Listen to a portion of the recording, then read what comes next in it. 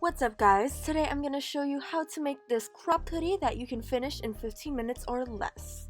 This simple DIY is perfect for the summer, so keep watching to see how I got it done.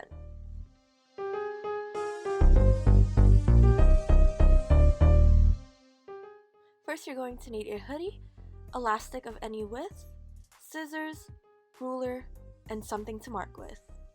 Lay your hoodie on a flat surface, then determine how cropped you want it to be. After cutting, you're then going to mark up 1.5 inches to create your elastic casing. Fold over the line you just made and then pin and sew. Leave a small opening to feed the elastic through the casing. Once it has gone all the way around, remember to sew the elastic together and close up the small opening. And then you're ready to wear the hoodie with all your favorite summer looks. If you want to see more DIYs like this, or you want to start a FIDM fashion club at your high school, be sure to check out the links down below.